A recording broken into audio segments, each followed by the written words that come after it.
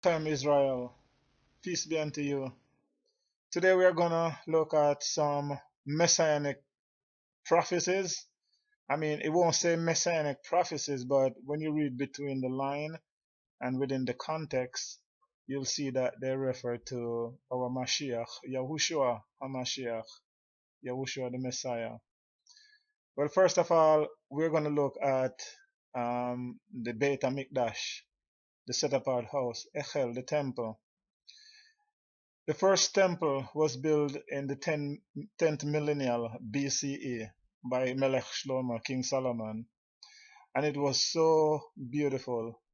It has all the esteem. The Ark of the Covenant was there, which possessed the Shekinah, the esteem of the Most High, which spreads between the two wings of the cherubim upon the mercy seat. We also have the shewbread. We have the golden menorah. It was beautiful, amazing. But in the book of Haggai, or Haggai 2, verse 9, which was prophesied 600 BCE, the prophet Haggai in Haggai 2:9 said, quote, "And the esteem of the latter house shall be greater than the first." So, in other words, he's saying there will be something about the second temple that will be greater than the first. Now, the second temple was built by Zerubbabel in about the year 516 BCE. The Ark of the Covenant, historians told us, was not there.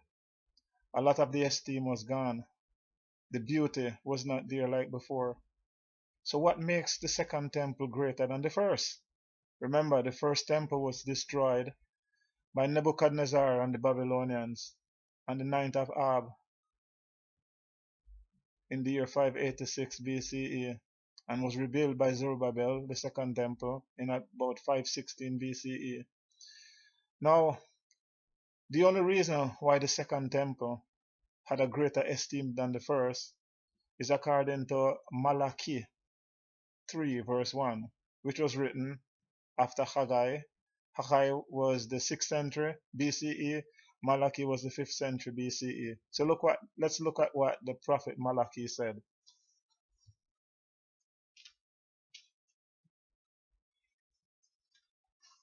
In the book of Malachi, Malachi 3, verse 1, he said, "Behold, I will send my messenger, and he shall prepare the way before me.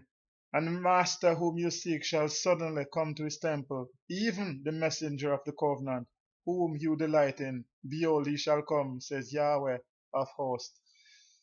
What messenger of the covenant? Yahushua. Who was the messenger that prepared the way? Yahuchanan HaMakbel, John the Baptist, as we read in the Brit Chadashah.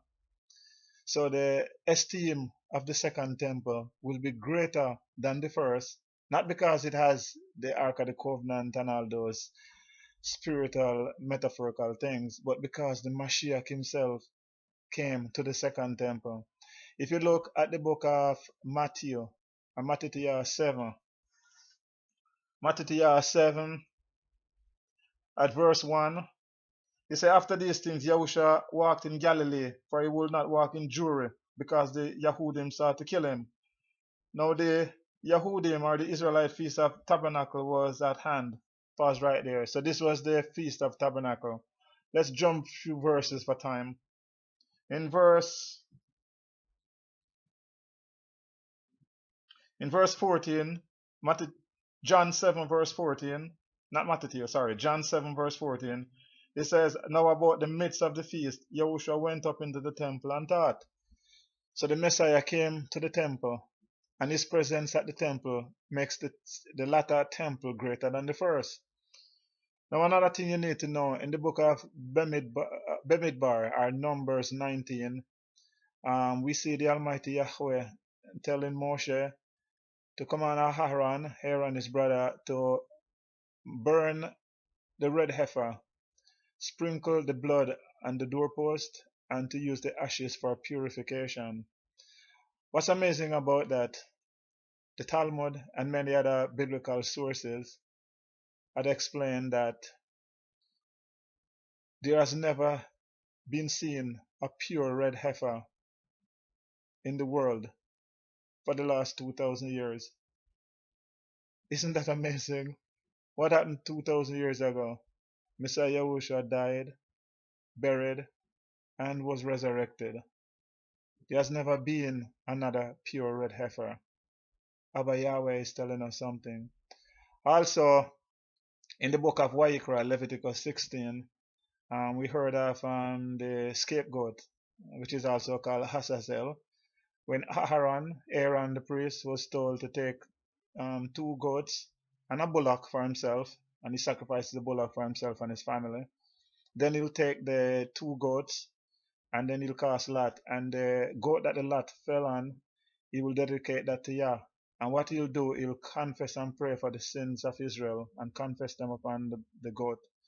Then he'll let the goat go into the wilderness. A strong man, a fit man, have to do that, because that goat will be kicking all that sin upon him. Now, what's amazing about that? The Israelite will put a scarlet ribbon on top of the temple door. When that goat dies into the wilderness, they'll know. When Yahweh accepts their sacrifice, that robe, that scarlet ribbon, will turn white. What's amazing, the Talmud and the Zohar, the Book of Splendor, has testified that this used to happen every year since antiquity, and the last time it happened was about close to 40 years before the destruction of the temple in 70 of the Common Era. Now, what happened almost 40 years before the destruction of the Common Era? Once again, Yahushua HaMashiach died, buried, and was resurrected. The Talmud, the Zohar, documented that they have never seen another scarlet robe turn white since that time period. So Yahushua HaMashiach is the Mashiach of Israel. Whosoever is an ear to hear, let him hear. Father Yahweh has shown us all the signs that we need to know. But those who belong to him will get it. Those who don't belong to him will not get it. So until then, Shalom Aleichem.